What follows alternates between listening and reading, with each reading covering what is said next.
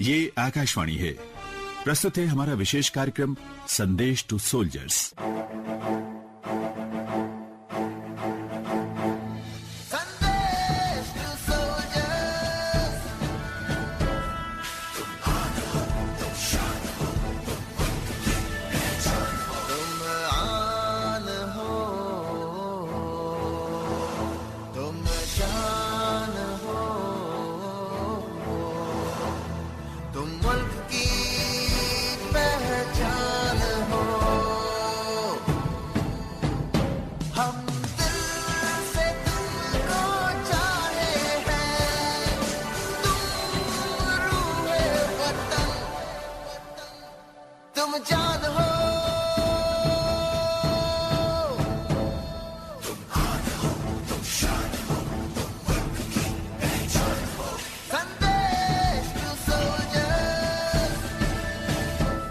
देश की आन और वक्त की पहचान है हमारे सैनिक, हमारे देश के सैनिक, जिनको समर्पित है ये खास शो संदेश टू सोल्जर्स।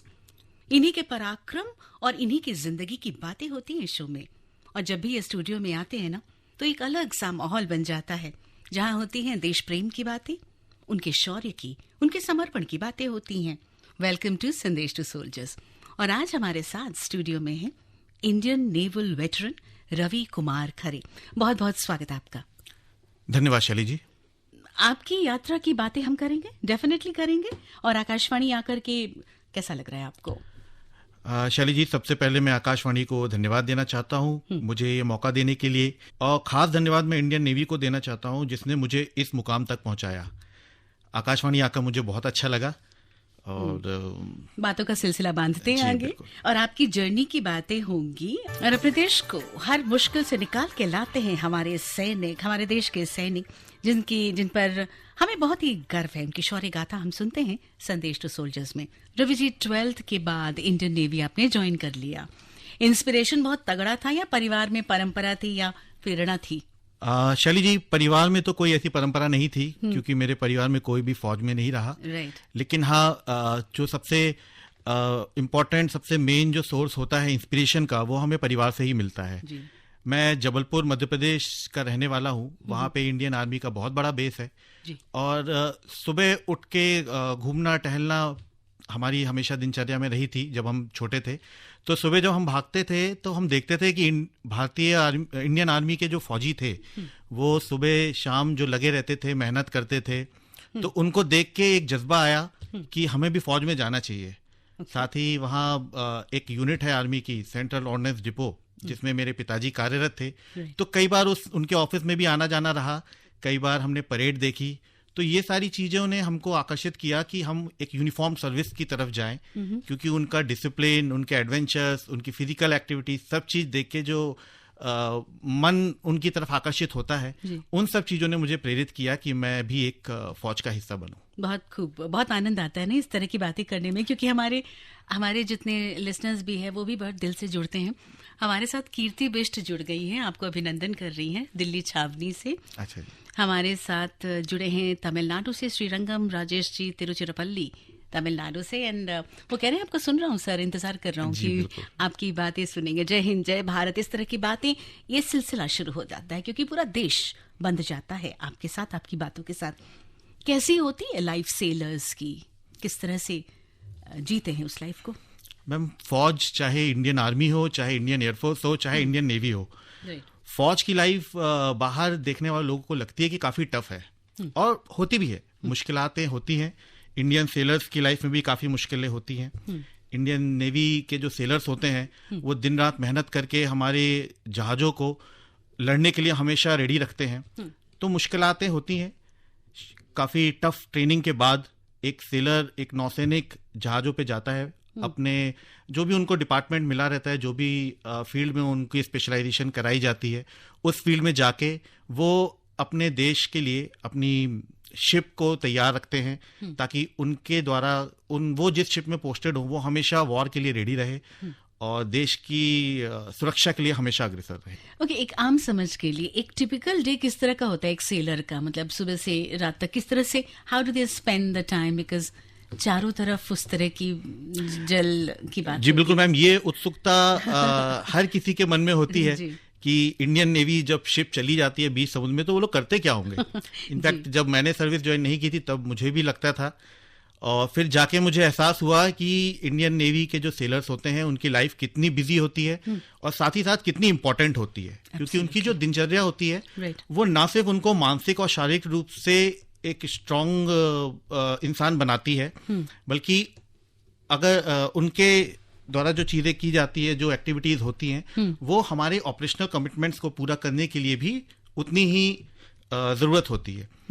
तो शुरुआत सुबह उठने के बाद सबसे पहले फिजिकल और मेंटल एक्सरसाइजेस की जाती है, खास तौर पे योगा किया जाता है। अच्छा। क्योंकि शिप में भागदौड़ वाली जगह तो होती नहीं है, लेकिन हाँ, योगा जो हमें मानसिक तौर पे और शारीरिक तौर पे फिट रखने के लिए बहुत ही उपयोगी होता है, वो जरूर होता है।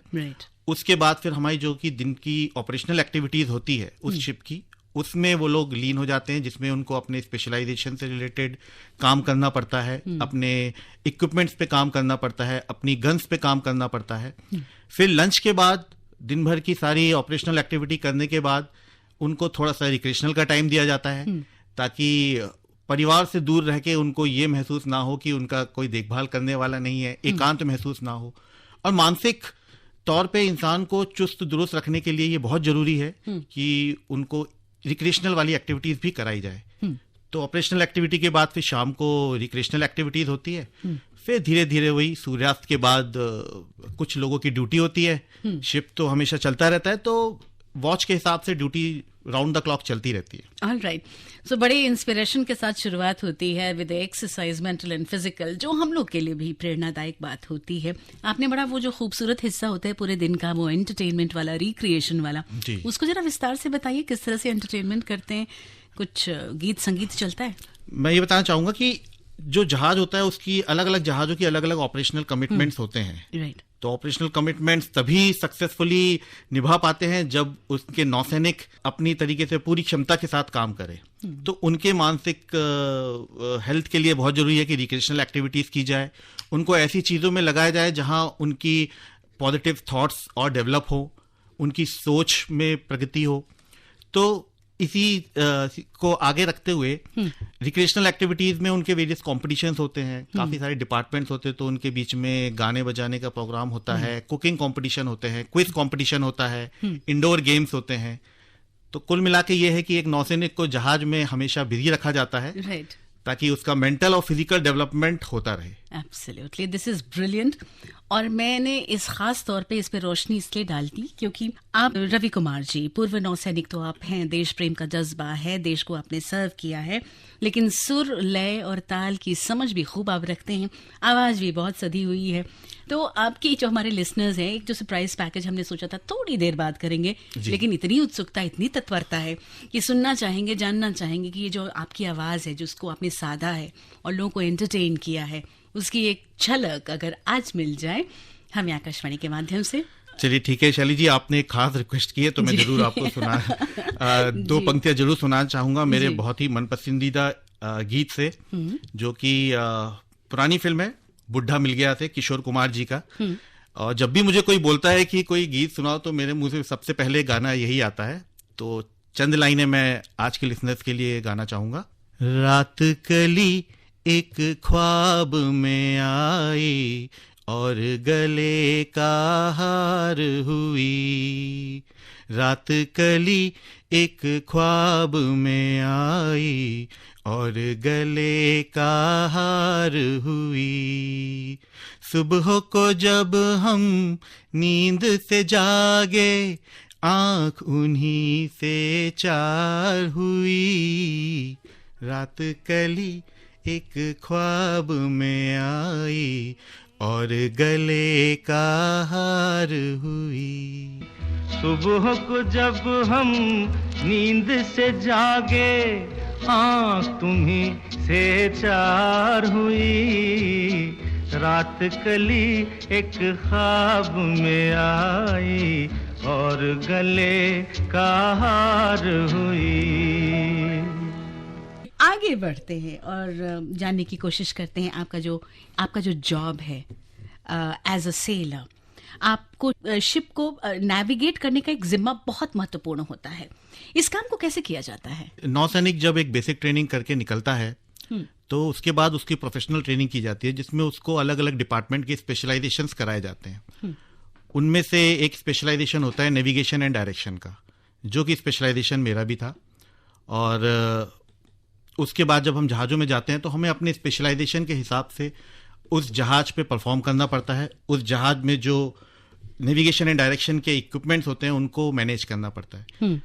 तो हम जब सड़क पे गाड़ी चलाते हैं तो हमारे पास कई लैंडमार्क्स होते हैं, बिल्डिंग्स होती हैं, रेफरेंस पॉइंट्स होते हैं, जिसके जरिए हम अपनी गाड़ी सही तरीके से सही ढंग से चला सकते हैं। लेकिन समुद्र में हमारे पास ओपन सी है, चारों तरफ सिर्फ पानी पानी रहता है। उसमें शिप सही डायरेक्शन में जा रही है कि नहीं जा रही है, हमें किस डायरेक्शन पे जाना है, किस मंजिल में पहुंचना है, हम उस दिशा में सही जा रहे हैं कि नहीं, हमारी एक स्पीड होनी चाहिए, एक सर्टेन स्पीड, एक शिप की लिमिटेशंस होती हैं कि एक सर्टेन स्पीड में जाना है उसको।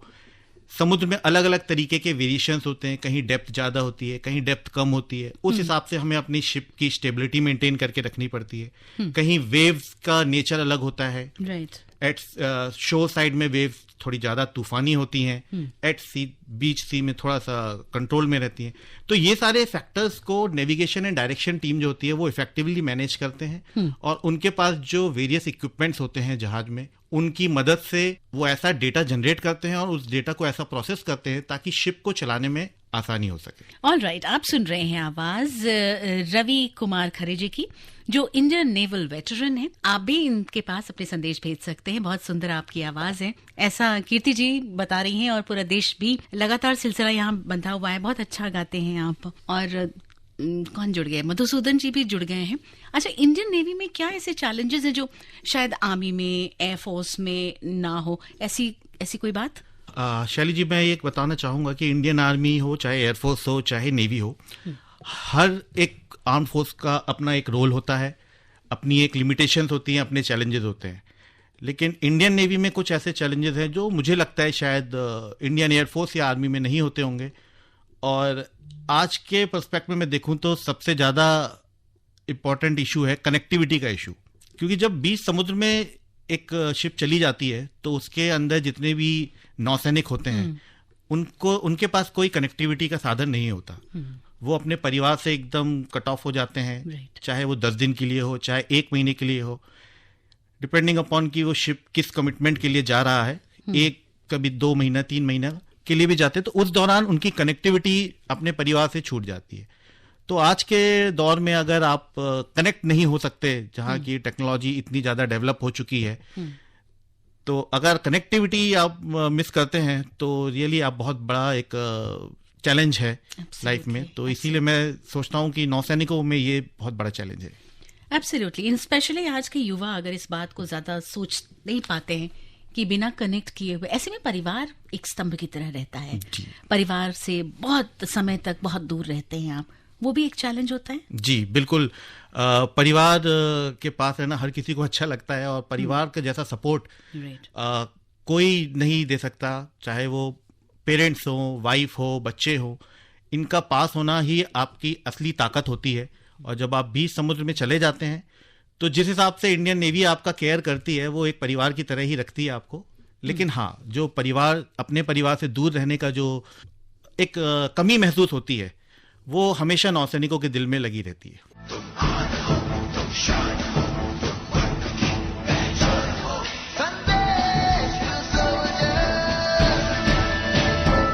Welcome back to Sandesh to soldiers. आज हमारे साथ हैं पूर्व नौसैनिक रवि कुमार खरे जी। फिर से आपका स्वागत करती हूँ। और जैसा कि आप देख रहे हैं on the computer, lot of people are writing in और जुड़ रहे हैं हमारे साथ, बिल्कुल दिल से जुड़ते हैं और आपकी बातें बहुत ध्यान से सुनते हैं। अब रवि जी कहते हैं कि नदी या सागर हमेशा शांत नहीं रहती है, तो कभी कभी कुछ ऐसा हुआ लाइफ में या ऐसा सेल जो आपको झंझोर गया बिल्कुल भीतर तक और लगा हो कि कहाँ हूँ मैं, इस तरह की बात? शैली जी, जब मैंने इंडियन नेवी ज्वाइन की थी तो मुझे काफ़ी कुछ पता था कि इंडियन नेवी में क्या होता है। मैंने किताबों से पढ़ा था, कुछ लोगों से सुना था, लेकिन कभी महसूस नहीं किया था। और उम्मीद थी कि जब मैं पहुंचूंगा तो मैं बखूबी अच्छे से निभा पाऊंगा उन चैलेंजेस को। और मैं निभा भी रहा था जब तक एक इंसिडेंस नहीं हुआ, जो मुझे याद है कि जब दिसंबर 2004 में सुनामी आई थी। अच्छा। हाँ। उस समय एक ऐसा इंसिडेंस हुआ था जिसने मुझे, जैसा कि आपने कहा, अंदर से झकझोर दिया। हुआ ये था कि हम दिसंबर 2004 की बात है, हमारी शिप थी चेन्नई में और हम वहाँ एक हफ्ते का टूर पे गए थे। ज़्यादा हमारी कोई ऑपरेशनल कमिटमेंट्स नहीं थी, तो हम वहाँ एक तरीके से एन्जॉयमेंट के तौर पे गए हुए थे और एन्जॉय कर भी रहे थे। और अगर आपको याद हो तो 2004 में मोबाइल फ़ोन इतना ज़्यादा चलन में नहीं थे, तो उस समय हमको एसटीडी पीसीओज में जाना पड़ता था अपनी फैमिली से बात करने के लिए। लंबी लंबी लाइन लगती थी, पहले से बताना पड़ता था कि मैं इतने बजे फ़ोन करूँगा तो फ़ोन के पास आप लोग रहिएगा करके। तो उसी दौरान मेरा जन्मदिन भी आता है दिसंबर में। तो जन्मदिन के 2 दिन पहले की बात है, मैंने घर पे बात की कि मम्मी मैं यहाँ सब मजे में हूँ और मैं 2 दिन बाद इतने बजे आपको फोन करूंगा, अपनी ड्यूटी के बाद इतने बजे मैं आपको फोन करूंगा। तो बोले ठीक है। अगली सुबह हमें अर्ली मॉर्निंग करीब 4:30 बजे एक हेडक्वार्टर से सिग्नल आता है कि आपको श्रीलंका जाना है फॉर रेस्क्यू ऑपरेशन, क्योंकि सुनामी ने काफ़ी सारे देशों में तबाही मचाई थी और उस समय हमारी एक शिप थी जो कि श्रीलंका के काफ़ी पास थी। तो हम लोग को वहाँ रेस्क्यू ऑपरेशन के लिए भेजा गया। तो 26 दिसंबर से लेके अगला एक हफ्ता हमने पूरा अपना श्रीलंका में रहे। तो मैं तो जहाज में था, मुझे पता नहीं चला कि इंडिया में क्या हो रहा है, मेरे घर परिवार में क्या हो रहा है। लेकिन जब मैं वापस आया तब जो मुझे कहानी पता चली कि हाँ, मेरी माँ मेरा इंतजार कर रही थी फ़ोन पे और घंटों घंटों तक इंतजार करती रही, क्योंकि उनको ये नहीं पता चल पाया था कि मेरी शिप वहाँ से निकल चुकी है। उनको ये जरूर पता चला था कि सुनामी ने अटैक किया है, लेकिन ये नहीं पता चल पाया था कि हमारी शिप वहाँ से गई है रेस्क्यू के लिए। तो एक हफ्ते बाद जब मैं वापस आया और जब मैंने अपनी माँ की बात सुनी, तब मेरी माँ ने इतना रो रो के मुझे अपनी गाथा सुनाई। तो वो एक इंसिडेंस था जिसने मुझे वाकई कुछ ऐसा महसूस कराया कि मेरी माँ को बहुत दुख हुआ था। लेकिन धीरे धीरे फिर मेरी माँ को भी ये एहसास हो गया कि इंडियन नेवी उस समय तक मेरे अंदर घुस चुकी थी, तो इतनी आसानी से मुझे निकालना मुश्किल था। एब्सोल्युटली। बहुत सारी चुनौतियों के साथ, उपलब्धियों के साथ, सफलताओं के साथ और ऐसे ऐसे सिचुएशंस के साथ आप चलते चले रहे। आपकी कितने वर्ष की यात्रा रही नौसेना में? शैली जी, मैंने 17 साल दिए भारतीय नौसेना में। लेकिन मैं ये कहूँगा कि अभी भी मैं एक नौसैनिक ही हूँ, क्योंकि इंडियन नेवी की ही देन है कि उसने मेरी पर्सनैलिटी को ऐसा बनाया है, इतना डिसिप्लिन दिया है कि आज भी जिस तरीके से मैं परफॉर्म कर पा रहा हूँ, तो वो नौसैनिक मेरे अंदर से मरते दम तक नहीं जाने वाला। Absolutely, and I repeat, once a soldier, always a soldier. Absolutely. और कितना समय, बहुत लंबा, मतलब कौन सा वो लॉन्गेस्ट पीरियड होता है जब वो शिप पे होते हैं एक लंबे समय के लिए? कितना लंबा समय होता है और कैसे, मतलब स्पेंड जो आप जो करते हैं, तो उसमें बहुत एहसास होता है कि लोग अपने पास नहीं है। शैली जी, ये शिप कितने समय तक समुद्र में रहेगा ये डिपेंड करता है कि वो किस तरीके की शिप है, किस कमिटमेंट के लिए, किस ऑपरेशनल रिक्वायरमेंट के लिए वो शिप बनाई गई है। हमारी भारतीय नौसेना में कई तरीके की शिप्स हैं, अलग अलग कैटेगरीज में उनको बांटा गया है, जिस तरीके का वो रोल परफॉर्म करते हैं। समुद्र में जाके एट सी किस तरीके से, कोई पेट्रोल वेसल होता है, कोई फ्यूल टैंकर होता है, कोई माइन स्वीपर होता है। तो अलग अलग शिप के अलग अलग चैलेंजेस है, अलग अलग रोल है। तो ये निर्धारित करना बहुत मुश्किल है कि कितने दिन एक नौसैनिक जहाज में रहता है बीच समुद्र में, क्योंकि वो उस शिप की रिक्वायरमेंट के हिसाब से भेजा जाता है। समय बहुत लंबा लगता होगा। हाँ, कई बार समय लंबा लगता है, कभी 10 दिन के लिए भी जाते हैं, कभी 3-3 महीने के लिए भी जाते हैं। तो जब 10 दिन के लिए जाते हैं तो पता रहता है कि बस कुछ दिन और, लेकिन जब 3 महीने के लिए जाते हैं तो 1-2-10 दिन के बाद कुछ लगने लगता है कि हाँ, कुछ हम छोड़ के आए हैं, कुछ लोग हैं जो हमारा इंतजार कर रहे हैं। और जो दिन ढलता है बहुत दूर लगता है या आप उसके मध्य मध्य लगते हैं आप? जहाज जब बीच समुद्र में तैरता रहता है तो चारों तरफ से पानी दिखता है।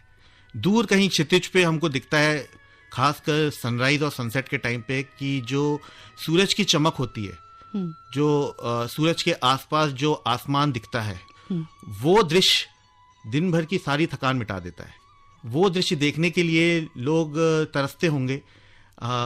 नेवी ने अपने वेबसाइट्स पे अपने जो एडवर्टीजमेंट्स होते हैं उनके नेवी के, उसमें कई जगह वो फोटो डालते हैं ताकि लोग उसको देख के भी आकर्षित हों। और जब खुले समुद्र के सामने आपको वो सूरज डूबता हुआ दिखता है और उसके चारों तरफ जो उसकी छटा दिखती है, जो ऑरेंज कलर, रेड कलर, और उसका जो रिफ्लेक्शन आपको समुद्र के पानी में दिखता है, बहुत ही मनोरम दृश्य रहता है शरीर।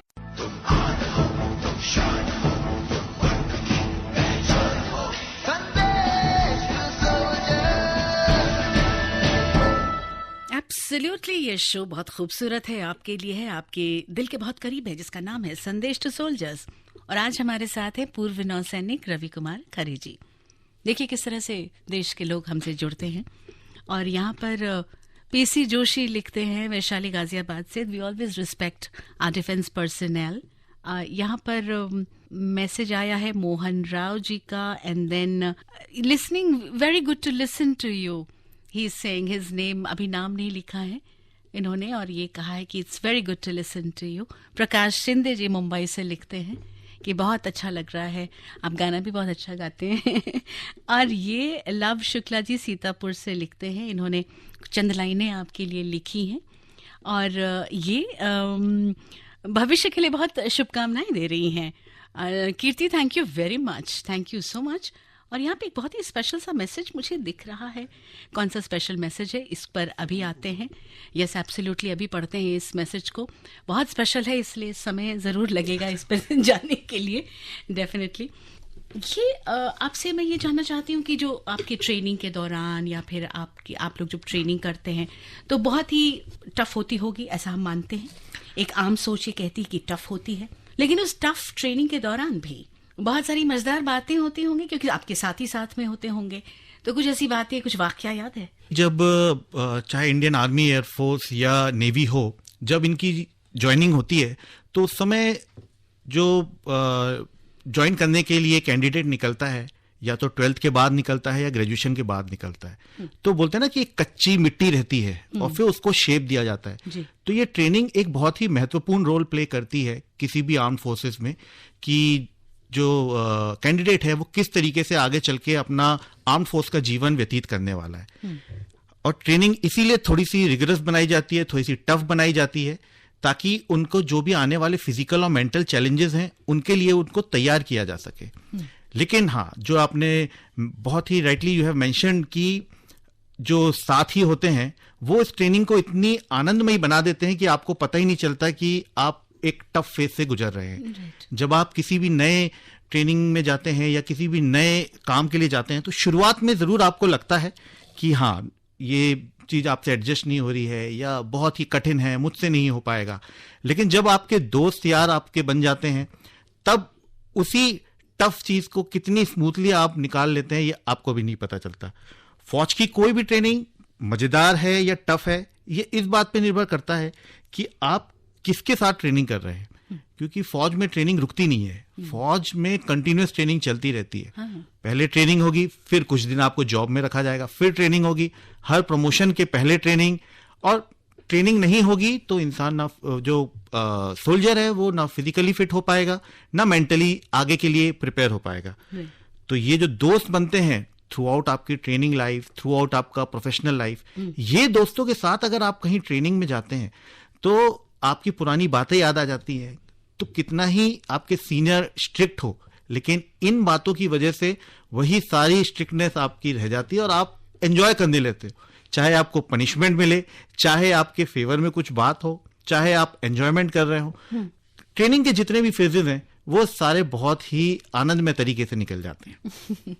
ट्रेनिंग नहीं रह जाती है, ट्रेनिंग बहुत ही एक एंटरटेनमेंट का, एक सीख का जरिया जी बिल्कुल है। जी, और वो भी जब देश के लिए हो तो क्या बात है। जी बिल्कुल, बहुत ही खूबसूरत अंदाज हो जाता है उसका। रवि जी, ये जो मैसेज है खास प्रेम है इसमें और खास मैसेज है, ये मैसेज है अतिक्ष, आकांक्ष और श्रुति जी का। कुछ विशेष टिप्पणी? जी, श्रुति जी वो हैं जिनकी वजह से मैं इंडियन नेवी में सक्सेसफुली परफॉर्म कर पाया हूं, क्योंकि वो श्रुति मेरी वाइफ का नाम है। वो हमेशा मेरे बगल में ऐसे खड़ी रही हैं जैसे कि एक घर को सपोर्ट करने के लिए एक बीम होती है, उसी तरीके से इन्होंने भी मेरी लाइफ को सपोर्ट करके रखा हुआ है, क्योंकि खासकर कि एक जो नौसैनिक होता है वो जब बीच समुद्र में चला जाता है तो वो परिवार पीछे छूट जाता है। फिर परिवार को देखना एक ही बहुत ही इंडिपेंडेंट लेडी का ही काम है। और मैं खुशकिस्मत हूँ कि मेरी वाइफ में वो बहुत सारी खूबियां हैं कि वो अकेले फैमिली को उन्होंने अच्छे से केयर किया ताकि मैं सक्सेसफुली अपना जॉब परफॉर्म कर पाऊं। और मैं जानता हूं कि बाकी जितनी भी महिलाएं हैं, भारतीय महिलाओं में वो शक्ति है कि वो अपने परिवार के पीछे एक खास स्तंभ बन के खड़े रहते हैं ताकि उनका परिवार सफलता के चरम पे पहुंच सके और देश के लिए आगे ही बढ़ता जाए। क्या बात है Ravi ji, absolutely beaming while talking about Shruti ji. लेकिन हमारी शुभकामनाएं श्रुति जी आपके लिए, अतेक्ष और आकांक्ष के लिए। सुनते रहिएगा आप लोग संदेश टू सोल्जर्स। और यहाँ पर नई दिल्ली से भी जुड़ी हैं शबनम जी, आपके साथ आपको संदेश भेज रही हैं आर.के. पुरम से सुरेंद्र रतूड़ी जी, विजाराम बाड़मेर राजस्थान से भी मैसेज है। अगर कोई फेस्टिवल आ जाता है और you are on the ship तो क्या कमी खलती है या कुछ मना लेते हैं उसी तरह से? शैली जी, परिवार की कमी तो जब तक आप उनके साथ नहीं है हमेशा खलती रहेगी।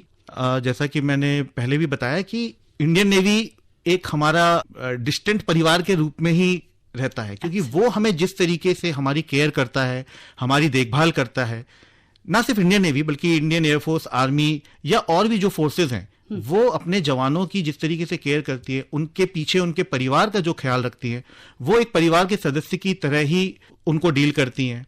तो ऐसा कोई बुजुर्ग ही कर सकता है हमारे परिवार का।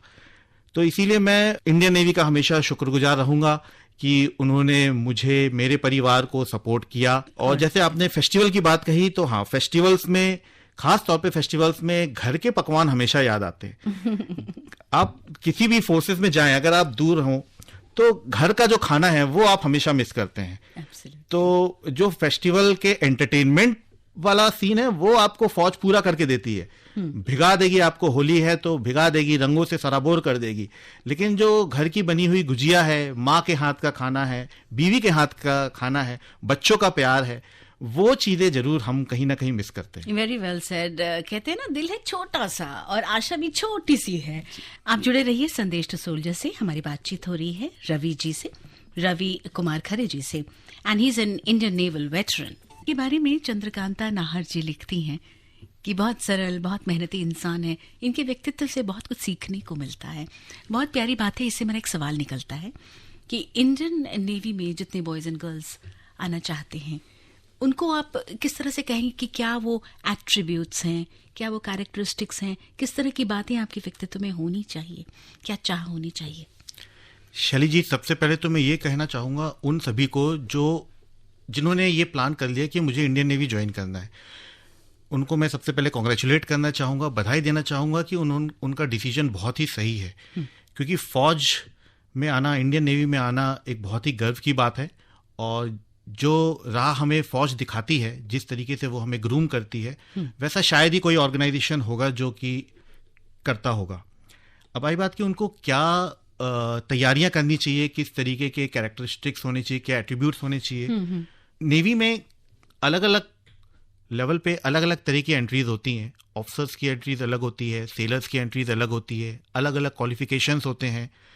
तो वो किस पोस्ट के लिए अप्लाई करना चाहते हैं, किस लेवल के लिए अप्लाई करना चाहते हैं, उससे संबंधित सारे एट्रीब्यूट्स नेवी पब्लिश करती रहती है एडवर्टीजमेंट्स के जरिए। बट कुछ चीजें ऐसी हैं जो कि हर इंसान में होना बहुत जरूरी है जी। सिंसियरिटी, इंटीग्रिटी एंड डिसिप्लिन, ये 3 चीजें अगर किसी भी इंसान में है तो उसके पास कोई एट्रीब्यूट, बाकी कोई एट्रीब्यूट हो चाहे ना हो, लेकिन ये 3 चीज इंसान को एक सक्सेसफुल आदमी बना सकती है। और किसी भी फौजी के अंदर अगर ये 3 चीजों की कमी होती है तो वो कभी ट्रू फौजी बन ही नहीं सकता। वो चाहे कितना ही हाई लेवल पे पहुंच जाए, लेकिन उसके अंदर वो डिसिप्लिन नहीं आएगा, वो फौजी कैरेक्टरिस्टिक्स उसके अंदर से झलकेगा ही नहीं, जिसको देख के लोग प्रेरणा लेते हैं, जिसको देख के लोग तारीफ करते हैं, जिसको देख के लोग पहचान जाते हैं कि ये पक्का फौजी होगा। जी, not only through the looks but जैसे उनके चाल ढाल, बात करने का तरीका, सोचने का तरीका, व्यक्तित्व में बातें, बिल्कुल आपकी बात बिल्कुल सही है। बहुत ही अच्छी, गूढ़, गंभीर, चिंतन के लायक बात कही है रवि जी आपने। सबसे अच्छी बात आपको क्या लगती है आर्म्ड फोर्सेस की? कुछ ऐसा होता है ना कि हर व्यक्ति विशेष अपने लिए छान के लिए आता है कि ये मुझे बहुत पसंद है। शैली जी, ऑन अ लाइटर नोट अगर कहूँ तो ऐसा ऑर्गेनाइजेशन शायद ही कोई हो जहां आपको स्वस्थ रहने के लिए पैसे मिलते हो।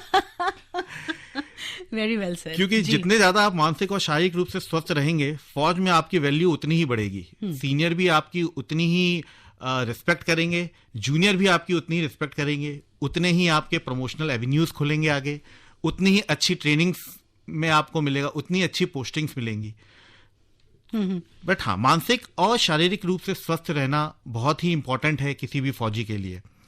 लेकिन हाँ, इसके अलावा फौज की जो बातें हैं, जो सबसे अच्छी वाली बात वो ये है कि फौज आपको समाज में एक महत्वपूर्ण स्थान दिलाती है।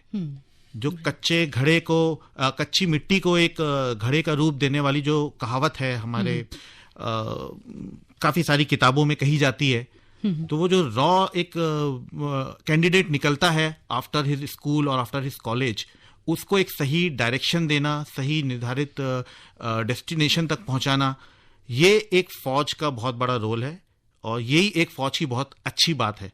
जैसे एक शिल्पकार होता है ना, हथौड़ा और छेनी हाथ में होती है और एक पत्थर को तराशता है वो। जी बिल्कुल। और वो एक खूबसूरत मूर्ति तैयार होती है। जी बिल्कुल सही कहा आपने, बिल्कुल सही कहा शैली जी आप। जी, और यहाँ पर देखिए आकाशवाणी की इतनी बड़ी खूबसूरती है कि विविधता जो हमारे देश की है उसको जोड़ता है, एक सूत्र में पिरोता है। और हमारे पास एक गुमना राम भाकर बाड़मेर से लिखते हैं कि पहली बार कार्यक्रम सुन रहा हूँ और पहली बार एक देश के जो एक योद्धा है उनके जीवन की कहानी सुन रहा हूँ। प्रेरणा का सूत्र है।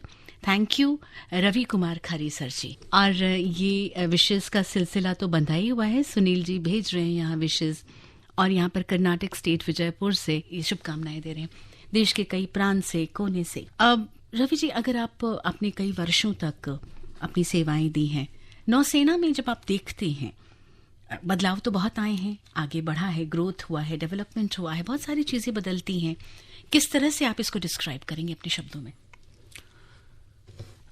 मैंने भारतीय नौसेना 2002 में ज्वाइन की थी जी। आज 2025 चल रहा है, 23 साल हो गए। जब तक मैं सर्विस में था तब तक भी काफ़ी सारे चेंजेस हुए due to technological developments, infrastructure developments, और काफ़ी एवेन्यूज़ में डेवलपमेंट होते रहे। लेकिन जो एक खास डेवलपमेंट अभी हाल फिलहाल में हुआ है, जिसमें कि महिलाओं को भी ये मौका दिया जा रहा है कि वो भी नौसैनिक बनके और देश की सेवा कर सकते हैं, ये बहुत ही उत्तम स्टेप है। और मैं सोचता हूं कि विमेन एम्पावरमेंट की तरफ ये जो एक कदम उठाया सरकार ने, ये बहुत ही इंपॉर्टेंट है। विमेन आज अपने देश में हर फील्ड में अग्रसर है जी। और तो क्यों ना फौज में भी उनको मौका दिया जाए। और अभी जब से इन्होंने ज्वाइन किया है, जो हमारी विमेन ने नौसैनिक बन के जो ज्वाइन किया है, तो इनको शुरुआती दौर है, इनको कुछ समय दिया जाएगा तो ये जरूर अच्छा काम करके दिखाएंगे। और मुझे पूरा यकीन है कि जितना प्रगति पहले भारतीय नौसेना कर रही थी या भारतीय फौज कर रही थी, महिलाओं के आने के बाद वो डेवलपमेंट और तेजी से बढ़ेगा और एक्सीलरेट होगा। एब्सोल्युटली। संदेश टू सोल्जर्स में हम उनका सम्मान करते हैं, उनकी बातें सुनते हैं, आप तक पहुंचाते हैं उनकी शौर्य, उनकी गाथा, उनका जज्बा, उनका प्रेम, जो इश्क है देश के प्रति। स्वागत है आपका संदेश टू सोल्जर्स में, और समापन की तरफ ये कार्यक्रम बढ़ चुका है। रवि कुमार जी, आपने इतने वर्षों तक जो सेवा दी है उसमें से आप समृद्ध हुए हैं और काफी आपने बहुत कुछ सीखा है आपने। तो आज हमारे तमाम युवाओं को, देश के लोगों को, जो लोग ये कार्यक्रम सुन रहे हैं, उनको क्या कहना चाहेंगे? शैली जी, सबसे पहले मैं आपके प्रोग्राम के उन सभी लिसनर्स को धन्यवाद देना चाहता हूं जो हमारे साथ जुड़े और जिन्होंने हमारे लिए इतने अच्छे विचार व्यक्त किए। इसके बाद अक्सर हमारी भारतीय संस्कृति में एक बात कही जाती है कि जो बिगड़ैल लड़का होता है उसको सुधारने के लिए उसकी शादी करा दी जाए। लेकिन मैं पेरेंट्स को इसका बहुत अच्छा ऑप्शन देता हूँ, बताना चाहता हूँ कि इसका एक बहुत अच्छा ऑप्शन अवेलेबल है, और वो मेरे हिसाब से कि उसको या तो एनसीसी की ट्रेनिंग कराई जाए या उसको फौज में भर्ती कराया जाए। क्योंकि फौज जिस तरीके का डिसिप्लिन लोगों को सिखाती है, अपने नौसैनिकों को, फौजियों को, एयरमैन्स को सिखाती है, वो उनको जीवन को आगे अग्रसर रखने में, हमेशा उनको कामयाब बनाने में उनको प्रेरित करता रहता है। तो इसीलिए मैं उन माताओं पिताओं को भी बोलना चाहूंगा कि अपने बच्चों को मोटिवेट करें, उनको फौज में जाने के लिए प्रेरित करते रहें। बहुत खूबसूरत बात रवि कुमार खरे जी। इसी नोट पर बहुत धन्यवाद कि आप संदेश टू सोल्जर्स में आए और अपनी बातें रखी। धन्यवाद शैली जी। और इस प्रोग्राम की प्रोड्यूसर थी प्रभा कुमार।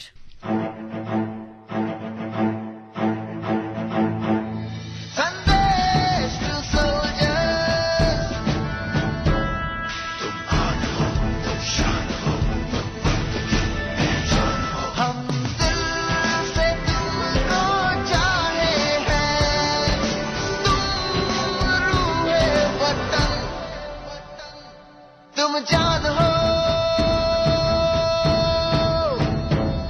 संदेश टू सोल्जर्स। अभी आप सुन रहे थे हमारा विशेष कार्यक्रम संदेश टू सोल्जर्स।